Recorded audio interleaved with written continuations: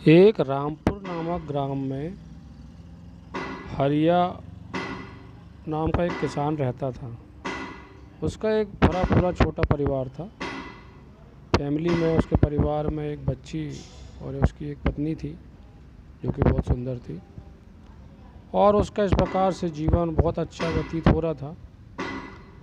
हालांकि वो किसान बहुत गरीब था, बहुत मेहनती था, अपने खेतों पे बहुत मेहनत करता था।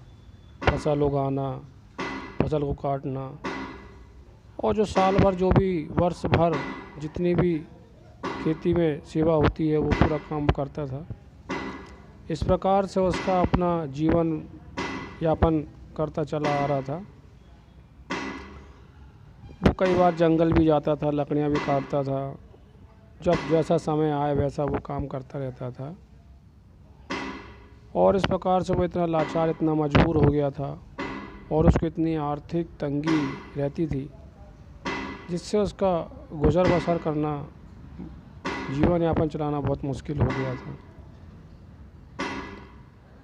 किसान कई बार बैठ के अकेला सोचता रहता था, ऐसा क्या करें जिससे उसके जीवन में नई खुशहाली आए, नई समृद्धि आए।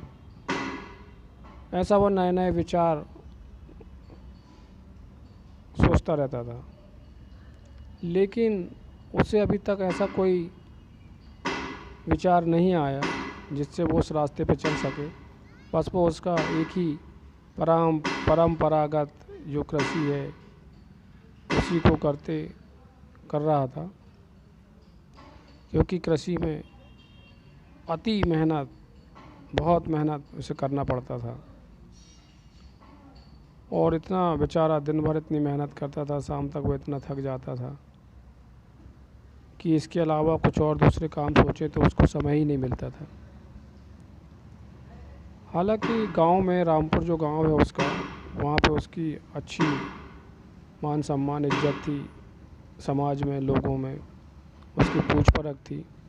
और भी किसान थे जो अच्छे समृद्ध थे, लेकिन वो उसको हरिया को उतने ही तवज्जो, उतनी इज्जत, मान सम्मान देते थे। और गांव में कभी भी कोई भी बैठक होती थी, चौपाल लगती थी या कोई भी बैठक होती थी, उसे ससम्मान बुलाया जाता था, मान सम्मान दिया जाता था।